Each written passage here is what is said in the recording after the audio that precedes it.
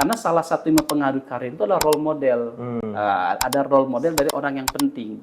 Saya itu misalnya role model saya dulu mah pengen jadi dokter, tapi saya nggak mau jadi ini. Nah, jadi atau dari dulu mah kan orang tua saya guru, saya mah inginnya jadi guru. Nah, bagaimana kalau itu yang terjadi? Nah, kita ini harus mengganti perspektif kita. Kalau tadi perspektifnya adalah apa yang saya sukai, apa yang saya cintai. Nah, sekarang harus di switch perspektifnya, lebih mengedepankan apa yang menjadi tanggung jawab saya. Nah, tidak ada situasi yang ideal di dunia ini. Nggak ada ya. Bos yang nggak enak itu ada di mana-mana. Tempat kerja nggak enak-enak itu dengan satu atau dua sisi itu ada aja. Pasti ada. Ya. Tempat mungkin ada tempat, wah ini enak banget tempat ini, tapi pasti ada yang nggak enaknya. Karena kan ya tidak ada yang sempurna di dunia ini. Kita nggak bisa hindarin. Nah, nggak bisa kita hindari. Nah, jadi jangan kemudian secara emosional, secara apa ya, tanpa dipikir panjang, kemudian kita begitu nggak enak sedikit, kita merasa harus move. Nah, gitu. Tahap perkembangan karir itu ada mulai dari fase growth ya. Growth itu sebenarnya lazimnya kesadaran tentang attitude terhadap karir, tanggung jawab gitu ya, kemudian menyelesaikan tugas itu biasanya ada di tingkat TK sama SD gitu ya, sama SMP lah kurang lebih guru. Kemudian ada fase eksplorasi karir ya, ada fase jadi orang tuh mengeksplorasi kira-kira saya tuh enaknya pasnya di mana gitu ya. Apakah dalam konteks sebagai guru, apakah sebagai pengusaha atau politisi atau sebagai musisi, macam-macam musisi gitu ya. Ya, jadi dia mengeksplorasi kemungkinan karir. Kemudian eksplorasi karir biasanya di SMP dan SMA dan kuliah, biasanya awal kuliah. Nah, kemudian ada fase establishment karir ya. Jadi dia mulai menetapkan, oh saya mau berkarir di bidang ini. Assalamualaikum warahmatullahi wabarakatuh. Katanya do what you love. Kalau belum bisa, love what you do. Tapi jujur aja, gak semua orang punya privilege buat milih itu. Ada yang bekerja bukan karena passion, tapi karena tanggung jawab. Ada yang bangun pagi bukan karena semangat, tapi karena memang harus. Dan di situ kadang kita mulai nanya, ini hidup yang kita pilih, apa hidup yang kita jalani aja?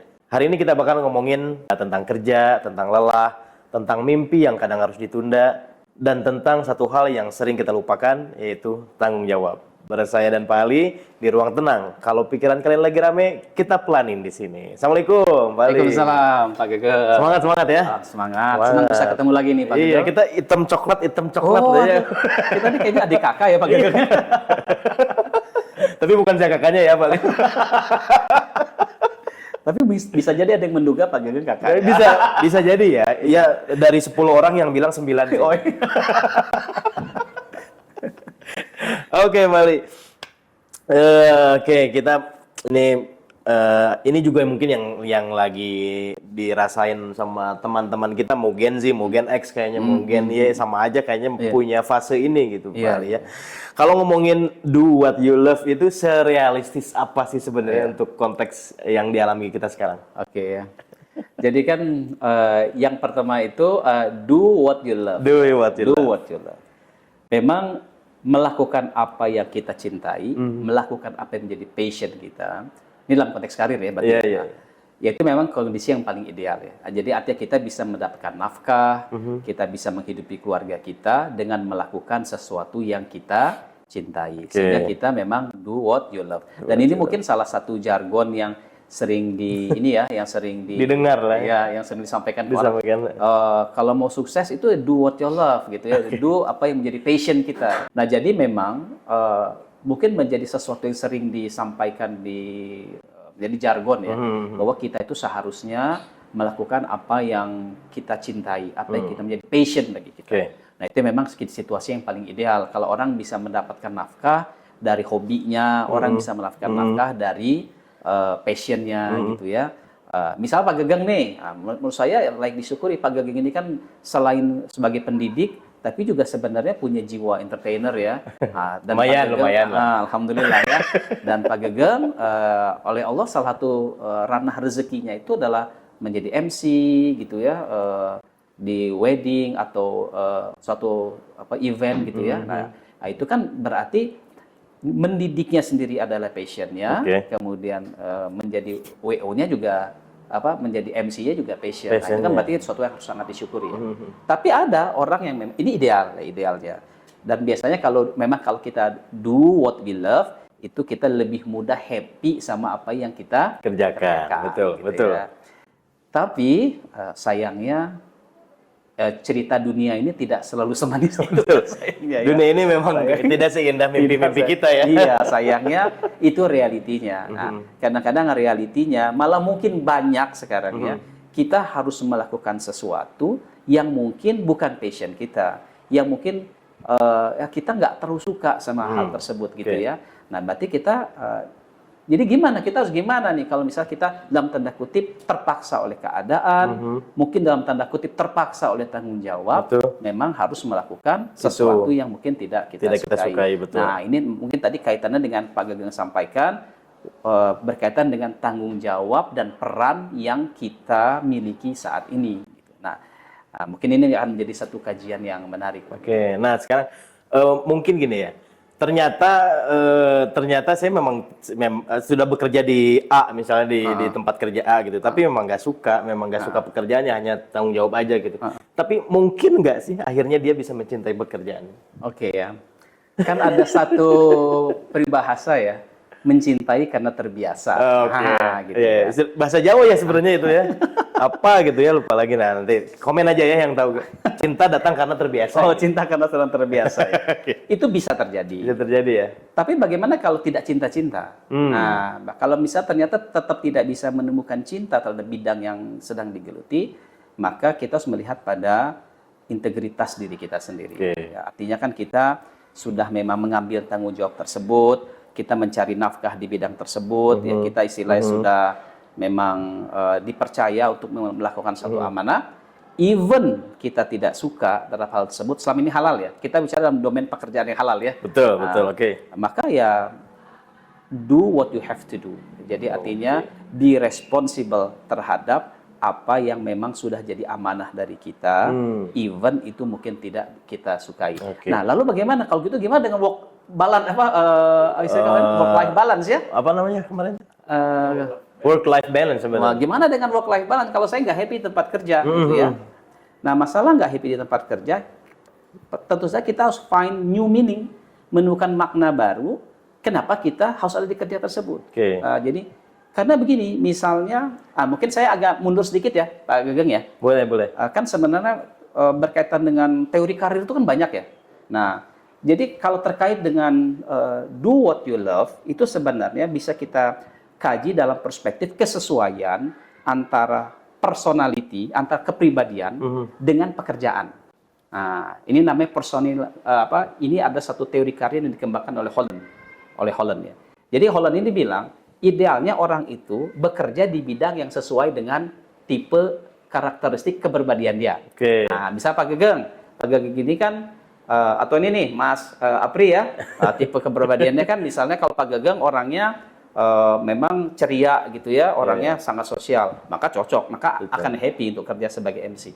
Pak Apri nih orangnya kan artistik gitu, kemudian dan bingung. Kalau bingung itu urusan yang lain mungkin.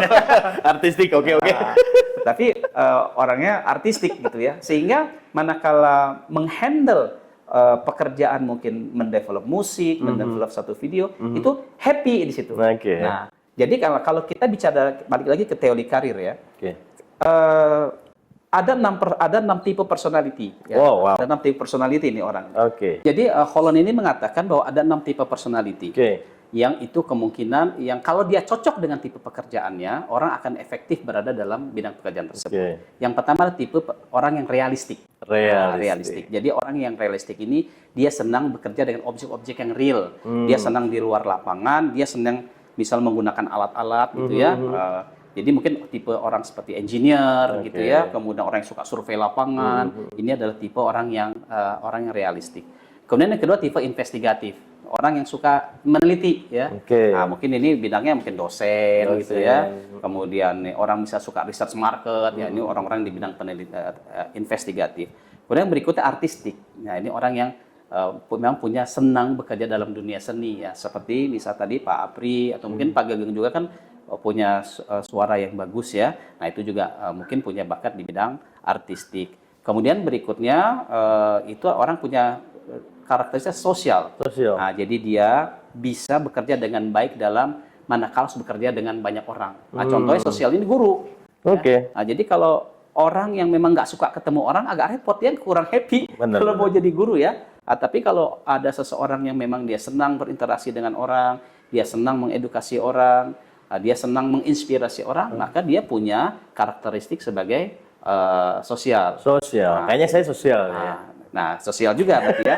Kemudian berikutnya ada yang disebut sebagai entrepreneur, ya, orang yang memang pengusaha, suka mengambil risiko gitu ya. Berikutnya adalah yang terakhir adalah tipe konvensional. Konvensional itu adalah tipe orang yang senangnya pekerjaan administratif, mengurus apa pembukuan gitu. Semuanya ini mana yang paling bagus enggak ada. Semuanya itu ya memang diperlukan untuk kehidupan ini. Situasional. Dan orang bisa punya kecenderungan itu bisa 2 sampai 3. Jadi seperti Pak Gageng tadi. Nggak cuma satu berarti. Nggak cuma satu. Mungkin Pak Gageng itu ada aspek dimensi personality trait-nya, ada sosial, ada entertaining, mungkin ada aspek entrepreneurship-nya juga misalnya. Tapi kalau saya perhatikan mungkin Pak Gageng lemah dalam hal conventional trait, nggak suka ngurusin administrasi, contohnya gitu. Tepat sekali. Nah, tapi bayangkan kalau ada orang seperti Pak Gageng ngelamar kerja, ya. Tahu-tahu diterima, tapi di bagian admin gitu ya. Nah, ini kebayang kan? Aduh, ini nggak sesuai banget dengan ini nggak gimana mau love what we do ini ya. Jadi kalau misalnya ternyata antar personality dengan tipe pekerjaannya berbeda. Atau tadi Pak Apri orangnya sangat artistik itu kan kadang-kadang susah ngatur waktu kadang-kadang ya kalau misalnya domain artistik ya. Contoh ya, lagi-lagi orang artistik tiba-tiba bekerja menjadi apa misalnya ya satpam. Ya nggak ada yang salah dengan satpam ya. Tapi nggak cocok banget ya. Misal bekerja di bidang security gitu ya. Kalau tepat waktu maksudnya gitu kan satpam. Tepat waktu harus menunjukkan apa ya ketegasan gitu ya. Sementara kan kalau orang artistik cenderung kan biasanya memang karena aspek kreativitasnya itu yang paling mengemuka. Mungkin profil itu tidak cocok, muncul. Nah, tapi kalau kepaksa ya jadi satpam, mungkin kurang happy misalnya. Nah, ya, seperti itu ya. Ini satu cara pandang terhadap do what we love. Oke. Bahkan ini menarik juga tesis saya itu, Pak Ali bahas tentang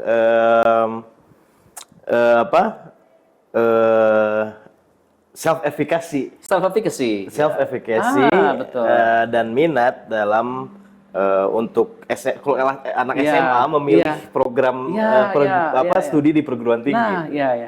Nah, ini nyambung sekali Pak Gageng. Jadi salah satu perspektif dalam karir itu namanya social cognitive theory. Nah, di situ ada aspek kognitif. Salah satu aspek penting dalam kognitif ada self-efficacy. Seberapa kita merasa mampu terhadap suatu bidang tertentu. Betul. Contoh saya ya, kalau ditanya Pak Ali bisa nyanyi nggak? Nggak bisa. Ya, self-efficacy saya dalam hal tarik suara tidak bisa. Tahu-tahu saya misalnya melamar pekerjaan, lalu salah satu job desk saya adalah menyanyi. Jauh dari happy nih jangan-jangan saya kalau misalnya ternyata tapi saya tentu saja tidak akan memilih profesi yang terkait dengan dunia tarik suara ya, karena saya memiliki sertifikasi saya tentang tarik suara tidak tinggi ya. Tapi kalau misalnya sertifikasi yang lain ya mungkin itu juga menjadi sertifikasi ini mempengaruhi pilihan karir seseorang gitu. Nah, ini menarik juga karena begitu saya angkat self efficacy ini beberapa respon dari dosen penguji saat itu ya menarik ya, kita juga nggak tahu kenapa kalian milih jurusan ini. Kenapa mungkin mahasiswa yang lain milih jurusannya yang diambil itu. Memang itu juga bisa menentukan untuk tingkat pekerjaan kita ke depannya gitu. Salah satunya ya.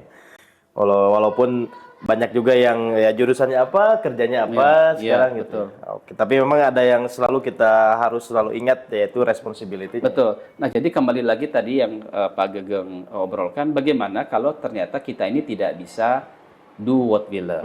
Nah, bagaimana? Misalnya aspeknya satu ya, ternyata antara karakter kita dengan bidang pekerjaan kita itu terlalu bertolak belakang.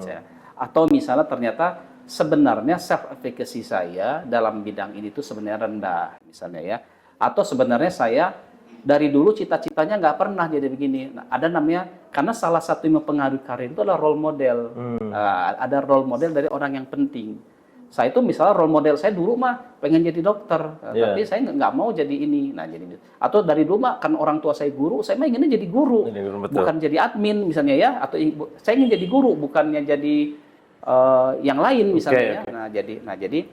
Nah Nah, bagaimana kalau itu yang terjadi? Nah, kalau itu yang terjadi, sebenarnya pertama kita harus seperti episode yang pertama ya, kita ini harus mengganti perspektif kita. Oke. Ya. Kalau tadi perspektifnya adalah apa yang saya sukai, apa yang saya cintai. Nah, sekarang harus di switch perspektifnya, lebih mengedepankan apa yang menjadi tanggung jawab saya. Oke. Nah, lalu setelah kita memiliki, oh saya punya peran ini, saya punya peran sebagai ayah, saya peran sebagai anak, mungkin saya harus menafkahi keluarga, harus menafkahi istri dan anak. Nah, ini kan sebenarnya melampaui daripada tanggung jawab ini kalau kita memakai, kalau belief system kita, bahwa kita rela berkorban terhadap sesuatu yang kita cintai, kita rela mengorbankan kesenangan kita demi yang kita cintai, demi keluarga yang kita cintai, maka ini akan mengatasi perasaan perasaan merasa tidak meaningful, perasaan bosan, mungkin perasaan burnout di tempat kerja. Nah, jadi perspektif ini harus diubah. Kedua, kita harus menemukan meaning di tempat kerja yang kurang kita sukai. Apa ya manfaatnya saya kerja di sini? Betul. Nah, misalnya begini, misalnya seseorang dengan karakteristik seperti Pak Gegeng ya, ternyata diterima kerjanya di admin lah ya. Kenapa ini bukan berarti admin jelek ya, enggak ya? Karena kan orang bertolak belakang kan gitu ya, nggak happy banget lah kalau di bidang admin ya. Dan nggak ada pekerjaan lain yang terkait dengan yang lebih sesuai dengan karakter sosial atau karakter entrepreneur, nggak ada. Nah, lalu bagaimana? Jadi karena dia memang sekarang sedang diamanahi di sana, dia perlu menemukan meaning, apa yang makna saya bekerja menjadi admin. Nah, mungkin maknanya adalah, oh ini adalah bentuk amal soleh saya kepada keluarga. Oh ini adalah, saya bekerja, memang saya nggak terlalu suka, tapi maknanya adalah ini bentuk rasa cinta saya kepada keluarga. Atau kerjanya, oh dengan bekerja ini, saya sebenarnya, misalnya menjadi admin di sekolah ya. Oh rupanya dengan membantu membereskan administrasi di sekolah, saya membantu proses pendidikan di sekolah tersebut agar bisa berjalan lancar, sehingga sebenarnya secara tidak langsung dan langsung itu membantu agar anak-anak bisa belajar dengan baik. Nah itu meaning making itu menjadi hal yang esensial agar kita walaupun mungkin kelihatannya kita tidak melakukan hal yang kita cintai, tapi kita pelan-pelan bisa menemukan cinta. Kalaupun tidak cinta, bisa menemukan sesuatu yang makna. Dan paling tidak bisa cukup menyukai. Kalaupun nggak ketemu yang disukai, paling tidak kita tidak merasa tertekan terhadap pekerjaan yang tidak sesuai tersebut. Berarti memang kalau memang kita lagi sulit banget love what you do sekarang gitu ya, ya cari meaningnya, kemudian juga selama kita masih ada di tempat ini, misalnya ketika tempat kerja saya di sini, ya lakukan tanggung jawabnya. Tanggung jawabnya. Sebelum masuk ke pertanyaan yang lain, ini udah yang masuk juga nih Pak Ali. Ada teman-teman kita yang lagi resah kayaknya, lagi bertanya. Ya saya juga mungkin lagi resah juga, tapi nggak tahu ya.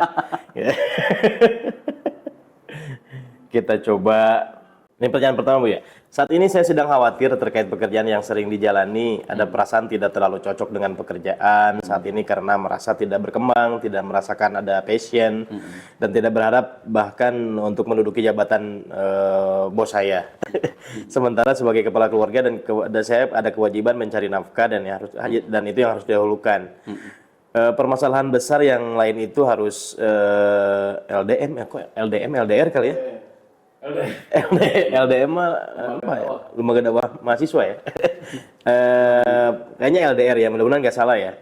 Dan rasanya cukup berat. Mohon solusi untuk kekhawatiran yang sedang dialami. Jadi seperti tadi yang kita sampaikan kan, artinya sesuatu yang tidak jarang ya orang bekerja di bidang yang tidak dia sukai ya. Dan memang tadi yang pertama lah kita mengedepankan responsibilitas dan menemukan makna. Tapi kemudian begini juga, bukan tapi mungkin ya, kita perlu melihat bahwa yang namanya karir itu kan sebenarnya sebuah perjalanan. Bahwa saat ini lingkungan kerjanya, karirnya adalah demikian. Nah, kalau memang dirasa tempat bekerja ini benar-benar terlalu jauh dari passionnya, dari personality dia, dan dia misalnya memang betul-betul sulit menemukan happiness, maka sebenarnya tidak masalah seseorang itu mulai merancang untuk kemudian misalnya berpindah karir Berbeda dengan berpindah kerja ya. Karir sama kerja itu kan agak beda ya. Iya. Jadi mungkin mungkin saya nggak tahu nih yang dimaksudkan apakah berpindah tempat kerja atau berpindah karir ya. Iya. Nah, jadi tapi mungkin anggapnya dua-duanya ya, mungkin berpindah tempat kerja atau juga berpindah karir juga. Tapi hati-hati juga, jangan sampai membuat satu keputusan yang sifatnya emosional. Oke. Saking misalnya aku nggak suka nih kerja di tempat ini, lalu buat keputusan emosional, kalau gitu aku mau berhenti, mau kerja. Spekulasi. Spekulasi. Nah, sebenarnya yang lebih bijaksana adalah, oke, apa yang kita sukai? Kita mau bekerja di bidang mana? Nah, kita mulai dengan, mungkin dia punya mimpi tertentu ya. Mungkin entah mimpinya apa. Mungkin mimpinya A, atau malah mimpinya mungkin membangun bisnis atau apa.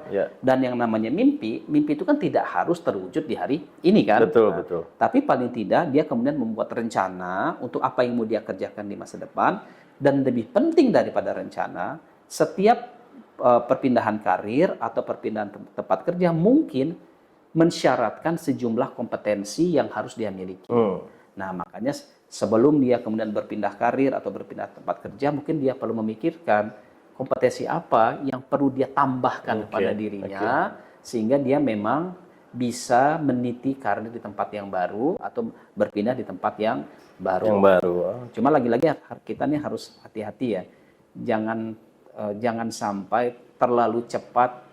Begini, tidak ada situasi yang ideal di dunia. Nggak ada ya. Bos yang nggak enak itu ada di mana-mana. Tempat kerja nggak enak-enak itu dengan satu atau dua sisi itu ada aja. Pasti ada. Mungkin ada tempat, wah ini enak banget tempat ini, tapi pasti ada yang nggak enaknya. Karena kan ya tidak ada yang sempurna di dunia ini. Kita nggak bisa hindarin. Nggak bisa kita hindari. Nah, jadi jangan kemudian secara emosional, secara tanpa dipikir panjang, kemudian kita begitu nggak enak sedikit, kita merasa harus move. Nah, gitu. Oke, jadi jangan ya dikit-dikit nggak cocok dikit pindah. Mungkin siapa tahu kitanya justru yang belum mencoba untuk love what you do. Dan bisa jadi gini juga Pak Gege, mungkin kita dikasih tantangan sama Allah, kerja di tempat nggak enak, itu sebenarnya untuk meningkatkan ketahanan mental kita. Karena bisa jadi untuk mungkin wallahu alam ya, untuk bisa berhasil di masa depan, kita itu kan sebenarnya salah satu requirement kita adalah bisa menghandle situasi yang nggak enak. Betul. Nah, jadi jangan-jangan memang kita berprasangka baik bahwa situasi nggak enak ini mungkin itu telah mendidik diri kita agar kita punya kesabaran, kita punya perspektif yang lebih positif, kita bisa mengembangkan cara agar kita bisa tetap survive dan berkembang walaupun situasinya tidak enak. Mungkin secara nggak sadar bisa jadi itu bekal kita ya. Betul sekali. Oke, yang kedua, mempunyai masalah komunikasi dan kedekatan dengan atasan. Ketika mencoba mengajak bicara atau menanyakan sesuatu pekerjaan, beliau sibuk dan tatapan serta jawabannya tidak enak. Atasan hampir tidak pernah mengapresiasi apa yang saya kerjakan sehingga sering berpikir apakah saya berharga di lingkungan pekerjaan ini. Saya merasa tidak tahu mau fokus mengasah skill di bidang apa dan tidak ada arahan kompetensi apa yang harus saya latih. Komunikasi jadi canggung dan serba tidak enak. Mohon solusinya. Wah, Masya Allah. Kalau konselor itu bukan ngasih solusi. Ngasih POV ya. Kita ngasih POV. Karena kalau solusi itu sebenarnya pada akhirnya kan harus dikembangkan bersama-sama dengan dirinya dengan si penanya ya. Tapi ini kita memberikan POV yang satu alternatif ya. Ini ada beberapa ini satu pertanyaan tapi anaknya banyak benar. Pertama berkaitan dengan misalnya sulit berinteraksi, kurang merasa dihargai oleh atasan. Pertama kan memang kita itu tidak bisa memilih siapa atasan kita ya. Betul. Nah, nggak bisa milih ya. Mungkin kalau kita bisa milih pasti kita milih atasannya yang enak, yang berinteraksi. Sayang kan realitinya nggak begitu. Betul. Jadi mungkin saya ingin membahas dari perspektif baik dari bawahannya dan mungkin dari perspektif atasannya yang mungkin menurut bawahannya dirasa kurang suportif.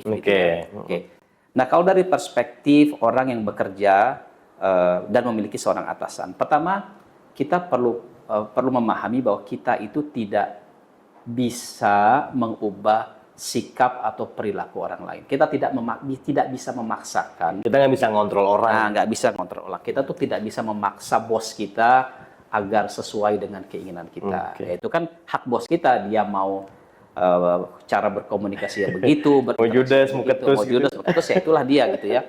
Nah, jadi kalau dalam perspektif kita sebagai orang yang bekerja di bawah atasan kita justru di situ alih-alih daripada kita mengkomplainkan bos kita, ya. Dan itu kalau kita kan orang kalau kita bekerja terus kita terus-menerus mengkomplainkan bos kita, sebenarnya stresnya akan meningkat ya. Stres kerja sama stres terhadap bos gitu ya. Nah, alih-alih daripada di sana, kita harus mengembalikan lagi, apakah saya bekerja ini demi menyenangkan bos saya, atau memang saya sendiri memang melakukan ini karena saya menemukan makna dari pekerjaan ini, ataukah memang saya mengadakan pekerjaan ini untuk keluarga tadi kan. Nah, jadi daripada kita berfokus tentang bagaimana kita berharap bos kita ini berubah, nah, dan itu sebenarnya sesuatu yang sangat sulit ya, kita hendak mengubah seseorang, lebih baik kita berfokus pada beradaptasi terhadap diri kita sendiri. Ya, jadi bagaimana kita beradaptasi kalau memang merasa kita tidak dihargai pekerjaan kita oleh bos, kita jangan menempatkan keberhargaan diri kita terhadap apresiasi dari bos. Carilah meaning yang lain. Bahwa saya melakukan ini bukan buat bos saya melakukan ini untuk keluarga saya melakukan ini ya karena memang saya ingin belajar sesuatu di sini. Saya melakukan ini karena memang ini tanggung jawab saya untuk melakukan pekerjaan ini. Saya melakukan ini karena memang bentuk integritas pribadi saya untuk menyelesaikan pekerjaan ini. Terlepas bosnya menghargai atau tidak menghargai. Nah, terlepas dari bosnya mungkin judes atau apa.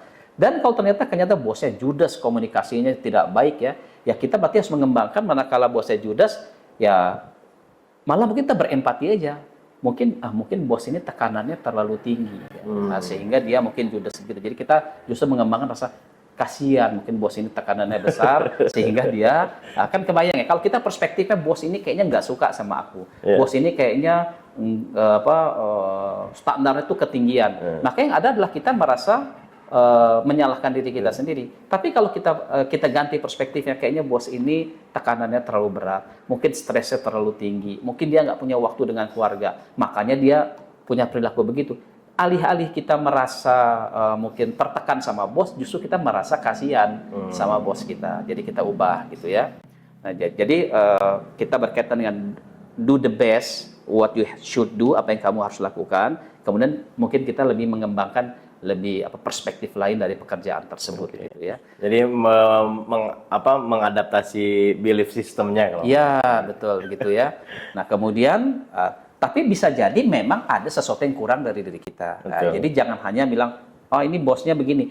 Bisa jadi ada benarnya juga bos itu. Nah, yang kita tidak sadar. Betul. Bisa jadi memang ada skill kita yang kurang, ada kemampuan kita yang kurang. Nah, jadi kita juga harus jangan melulu nunjuk keluar ya. Nah, justru kita juga harus melihat ke dalam diri kita. Mungkin memang ada satu requirement dari pekerjaan itu yang mungkin kita masih di bawah standar yang diekspektasikan. Jadi kepada bosnya kita demikian, tapi kita juga harus adil juga. Mungkin di dalam diri kita ada hal apa yang mungkin harus kita tingkatkan. Jangan-jangan mungkin kita terlalu perasa. Jangan-jangan kita mungkin yang kurang bisa bicara dengan baik. Mungkin style kita berkomunikasi dengan bos ini mungkin tidak cocok bagi bos itu mungkin ya. Kan style orang berkomunikasi macam-macam. Ada orang yang inginnya bicara itu straight to the point ya. Ada orang yang ingin bicaranya mungkin kemana dulu gitu. Ada mungkin orang yang lebih humoris macam-macam kan. Kan kalau bawahannya humoris, bosnya straight to the point. Nah, ini kan kadang-kadang mungkin bisa jadikan menjadi satu problem ya. Nah, jadi dia juga harus melihat ke dalam diri dia apa mungkin kekurangan yang bisa dia develop dari dirinya. Nah, ini dari perspektif bawahan. Nah, kalau dalam perspektif bosnya, kan sebenarnya tim yang baik itu adalah tim yang bisa bekerja sama ya. Jadi artinya sang atasan ini perlu menyampaikan ekspektasi secara jelas, perlu berkomunikasi secara baik, perlu mengapresiasi apa yang dicapai oleh bawahannya. Karena kan tidak mungkin seorang bos bisa mengerjakan satu pekerjaan sendirian. Jadi dia harus melihat bahwa keberhasilan pekerjaannya, kesuksesan proyek yang dia kerjakan bukan hanya kontribusi dia sendiri, tapi kontribusi dari seluruh timnya. Sehingga kalau timnya bisa berfungsi secara efektif, timnya bisa saling support, timnya bisa trust each other, justru sebenarnya dampak positif ya bosnya ini sendiri, mungkin bosnya malah naik lagi sambil membawa yang lain gitu kan. Nah itu juga, atau bahkan bisa melahirkan bos yang baru. Nah kan bos yang leader yang paling bagus adalah leader yang juga bisa menghasilkan leader kan begitu kan. Nah sehingga akhirnya si bos ini mungkin dia juga bisa happy dengan tim tersebut, timnya happy, dianya happy, pekerjaan juga bisa terselesaikan dengan lebih baik gitu ya. Nah, ini pertanyaan tentang bagaimana menghandle bos gitu ya. Oke. Berikutnya apa lagi tuh? Pak Gagang, kita dengan Selanjutnya dia oh iya, udah terjawab semua sebenarnya. Dia kan minta tidak pernah tidak tahu arahan skill apa yang dia kuasai. ya. Memang begini dalam perkembangan karir itu ya Pak Gagang. Kan kita sebenarnya tahap perkembangan karir itu ada mulai dari fase growth ya. Okay. Growth itu sebenarnya lazimnya kesadaran tentang attitude terhadap karir, tanggung jawab gitu ya, kemudian menyelesaikan tugas itu biasanya ada di tingkat TK sama SD gitu ya, sama SMP lah kurang lebih. Kemudian ada fase eksplorasi karir ya, ada fase jadi orang tuh mengeksplorasi kira-kira saya tuh enaknya pasnya di mana gitu ya, apakah dalam konteks sebagai guru, apakah sebagai pengusaha atau politisi atau sebagai musisi, macam-macam musisi gitu ya, ya. Jadi dia mengeksplorasi kemungkinan karir. Kemudian eksplorasi karir biasa di SMP dan SMA dan kuliah, biasanya awal kuliah. Nah, kemudian ada fase establishment karir ya. Jadi dia mulai menetapkan saya mau berkarir di bidang ini. Nah, dan sayangnya di dunia ini ya, establishment karir itu, pilihan kita terhadap karir belum tentu itu yang cocok sebenarnya buat kita. Jangan-jangan kita salah baca sama diri kita sendiri. Yang pertama ya. Dan jangan-jangan memang ada takdir itu menentukan hal yang berbeda. Nah, target kita apa, ketentuannya apa. Ya, gitu. Nah, jadi misalnya kita sudah melewati fase establishment, sudah mulai menetapkan pilihan karir kita ini, ternyata tidak cocok. Lalu saya harus apa sekarang? Kita lakukan lagi yang namanya eksplorasi terhadap karir. Karir apa yang cocok buat kita, skill-skill apa yang diperlukan untuk karir tersebut. Nah, tadi setelah fase establishment, orang akan masuk fase maintenance. Maintenance itu artinya dia menjaga keajegan dia, keberhasilannya dalam karir tertentu. Nah, biasanya nih kalau udah bicara maintenance nih orang udah usia 40 tahun ke atas.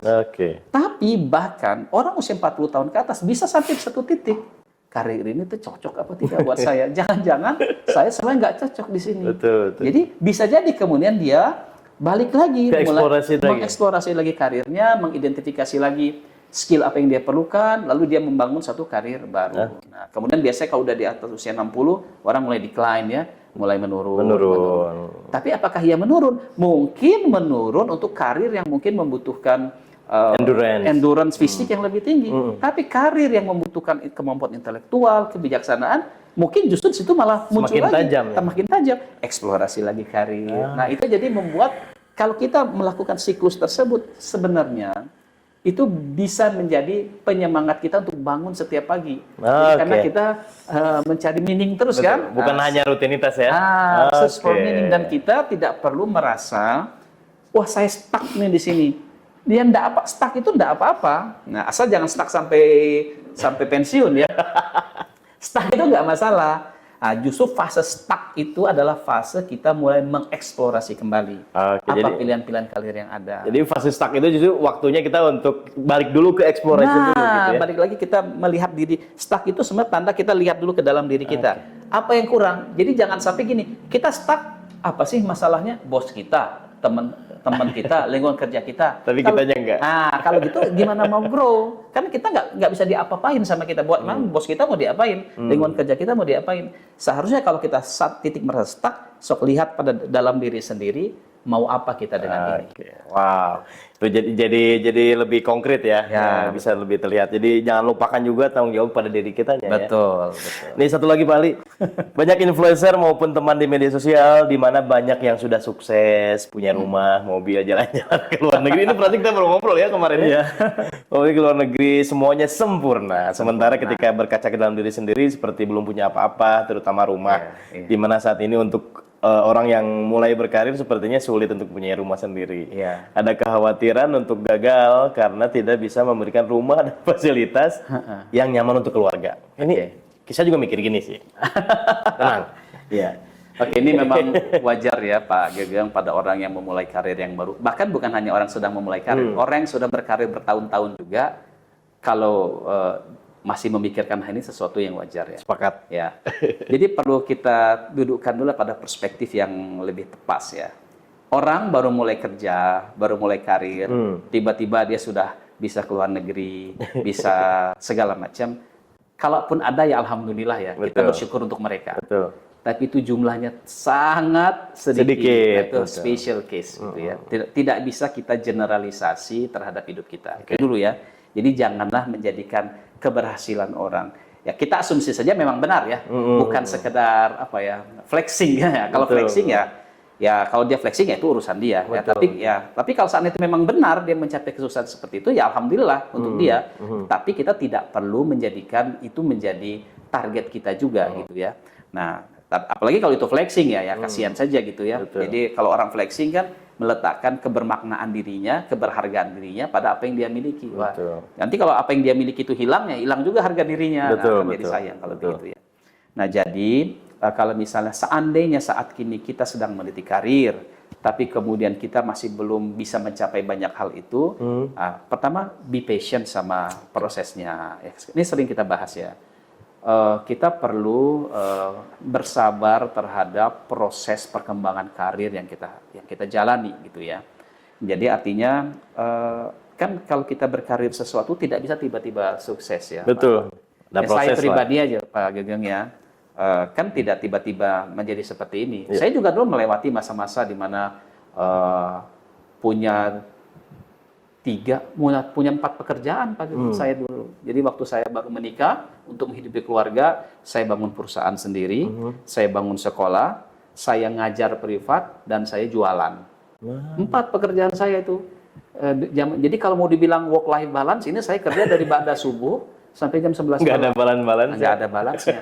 Tapi karena memaknai 5 tahun pertama kehidupan saya dalam konteks kekinian mungkin tidak balance ya.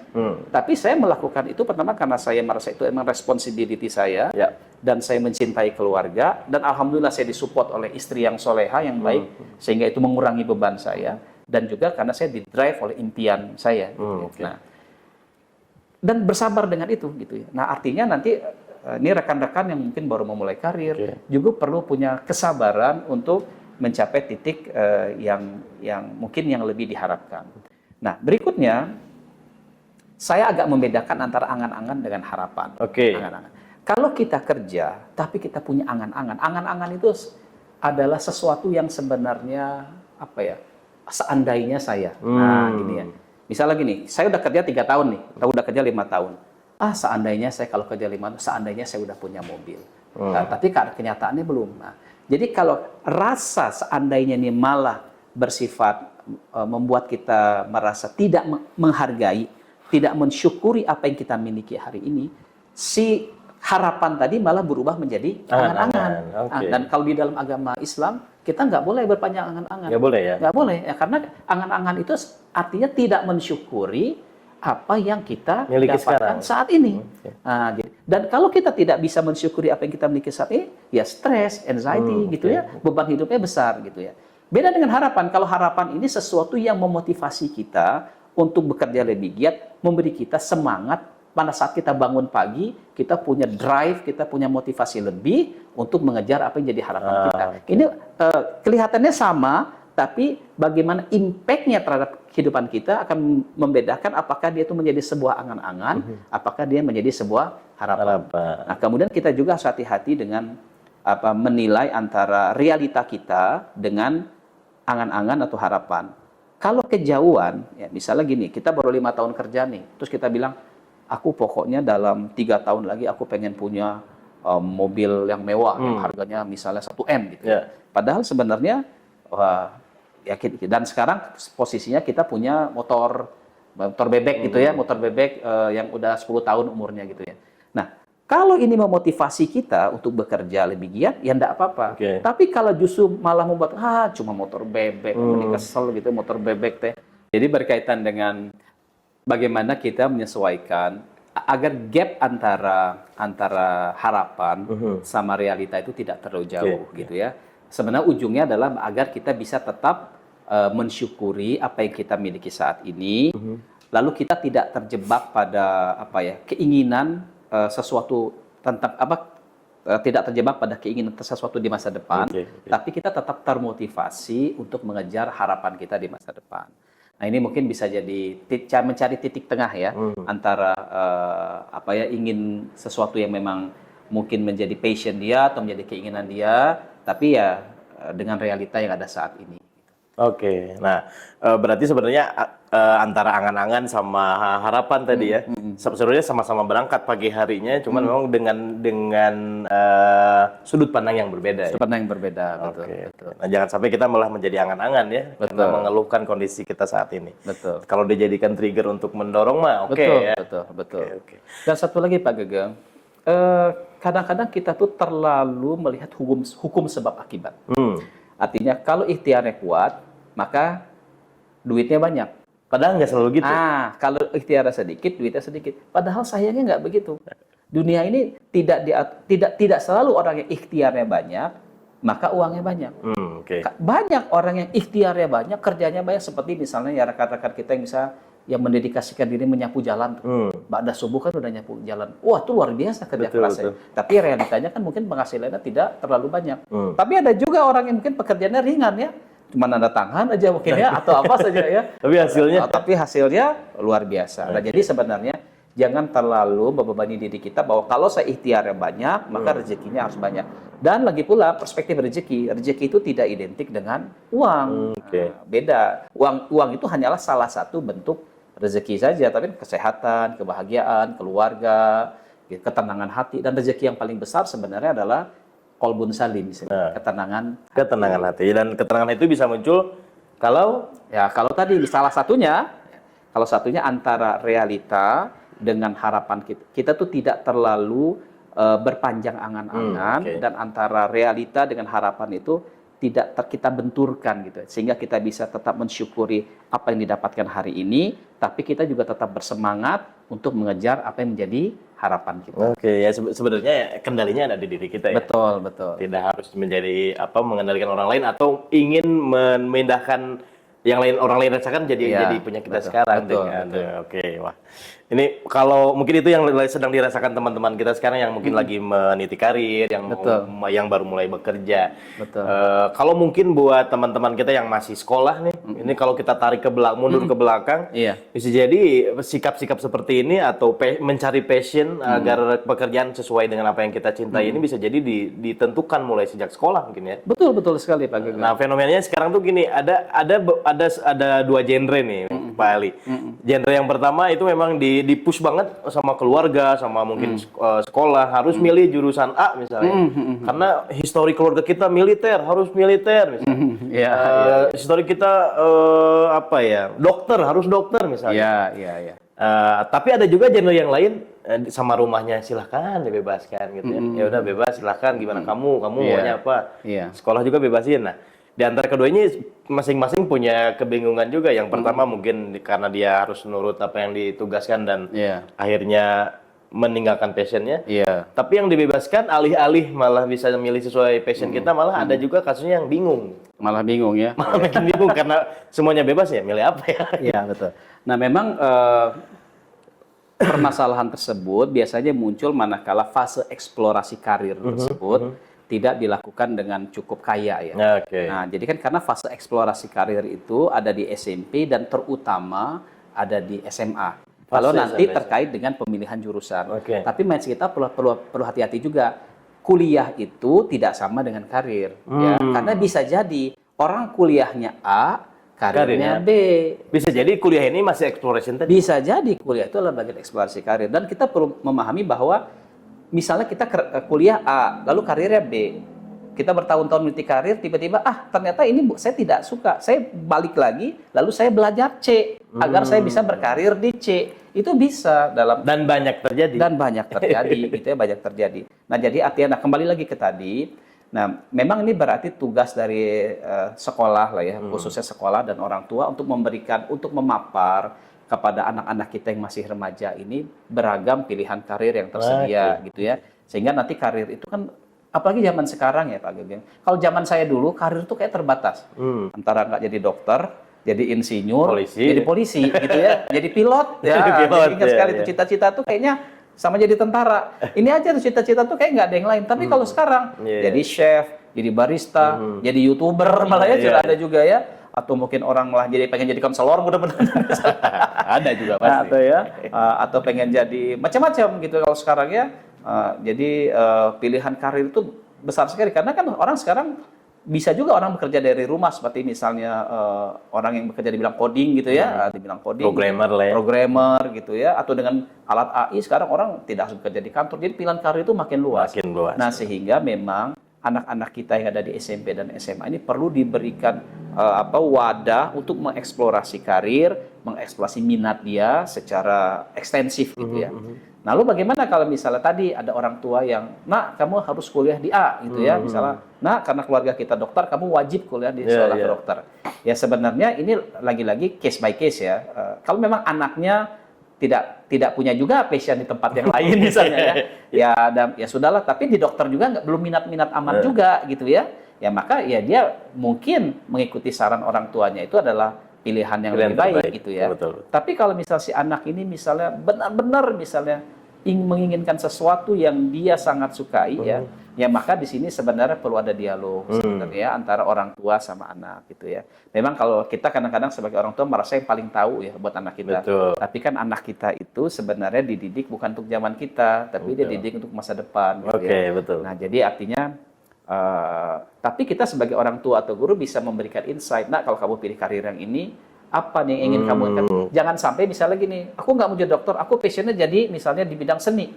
Jangan-jangan passion di bidang seni, bidang YouTube bukan karena memang dia passion, tapi karena ikut-ikutan sama orang lain, atau karena dia lihat wah banyak YouTuber sekarang kaya, maka aku juga pengen jadi YouTuber. Padahal apakah itu passion dia? Belum tentu juga. Nah jadi artinya disinilah sebenarnya kebijaksanaan dari orang tua dan sekolah gitu ya untuk diskusi sehingga jangan sampai di satu sisi terlihat terlalu memaksa ke anak, tapi di sisi lain terlihat anak dibebaskan padahal anak juga sebenarnya belum terlalu ajak. Dia perlu diarahkan juga. Perlu diarahkan juga gitu ya. Oke, wah menarik ya. Ini jadi whole system sebenarnya yang harus memang dilakukan dengan baik ya. Terakhir ini pertanyaan terakhir Pak Ali, kapan kita ini yang berhubungan dengan kalau ternyata love what you do itu nggak terwujud di lingkungan kerja kita ya. Di titik mana kita harus bertahan, di titik mana kita memang harus berubah, cari karir yang lain atau cari opsi yang lain. Ini pertanyaan ini sebenarnya setiap orang berbeda-beda di titik yang mananya ya, titik yang mana. Tapi kalau menurut saya faktor nomor satu yang harus di-consider itu adalah tentang responsibility dia. Peran dia sebagai apa, responsibility dia bagaimana. Mungkin kalau dia bujangan gitu ya, belum ada tanggung jawab, mungkin dia bisa lebih cepat berpindah-pindah karir mungkin ya. Bisa lebih cepat menentukan titik bisa lebih cepat gitu. Tapi kalau dia sudah berkeluarga atau dia sudah membina karir yang lama di satu bidang gitu ya, dia sudah lalu kemudian tiba-tiba dia merasa saya stuck di sini. Nah, ini bisa jadi kan titiknya itu. Tapi sebenarnya yang lebih penting bukan menentukan titik yang mana sebenarnya. Tapi apa yang bisa dipersiapkan oleh seseorang sebelum dia memutuskan untuk berpindah karir. Nah itu sebenarnya lebih penting. Karena bisa jadi misalnya orang target tahun depan saya udah nggak mau di sini lagi karena saya sudah stuck, saya sudah burn out nih di sini ya. Tapi kalau dia tidak prepare apa-apa, tahun depan dia lakukan apa yang dia niatkan. Saya mau berhenti dari sini, saya mau pindah jadi ini. Tapi dia tidak punya skill, ini malah nambah problem baru, malah lebih stres lagi. Apalagi kalau dia sudah berkeluarga ya, Pak Gagan. Bisa jadi bukan stuck, malah mundur ya. Malah mundur. Mending stuck kan daripada mundur ya. Nah, mending stuck daripada mundur ya. Ya memang justru stuck itu harus dimaknai. Stuck itu artinya perlu dimaknai sebagai, ada part dalam diri kita merasa ada bagian dari diri kita ingin juga berkembang gitu. Nah, jadi sehingga itu perlu difasilitasi oleh kita. Tapi take your time, bersabar ya, bersabar dengan prosesnya, beri cukup waktu pada diri kita untuk memiliki kompetensi yang memadai, kemudian sehingga terus kita harus juga memikirkan responsibility kita yang menjadi amanah kita gitu ya. Nah, jadi di titik mana? Nah, terakhir spiritual tetap ya harus kalau dalam konteks Islam sholat istikharah. Karena sejauh apapun kita sudah bikin plan A, plan B, sudah melakukan A, melakukan B, ujungnya tetap beristikharah ya, karena Allah yang paling tahu sebenarnya yang mana yang paling baik buat kita. Luar biasa. Jangan lupa juga untuk melibatkan Tuhan di semua kehidupan kita ya. Pak Ali, luar biasa untuk episode kali ini. Buat teman-teman semuanya, tidak semua orang bisa langsung hidup dari apa yang mereka cintai, dan itu juga nggak apa-apa. Kemudian karena hidup bukan cuma tentang idealisme, tapi juga tentang tanggung jawab. Mungkin hari ini kita ada di tempat yang kita impikan, tapi bukan berarti kita nggak bisa tetap bertumbuh di tempat kita sekarang. Pelan-pelan aja, nggak semua harus dilakukan sesuai rencana. Yang penting kita tetap jalan, tetap belajar, dan yang paling harus dilakukan dan jangan dilupakan adalah responsibility atau tanggung jawab. Bersama saya dan Pak Ali di Ruang Tenang, kalau pikiran kita lagi rame, kita pelanin di sini. Thank you. Assalamualaikum warahmatullahi wabarakatuh. Waalaikumsalam warahmatullahi wabarakatuh. Maka Atur nuhun, alhamdulillah. Ali. Alhamdulillah.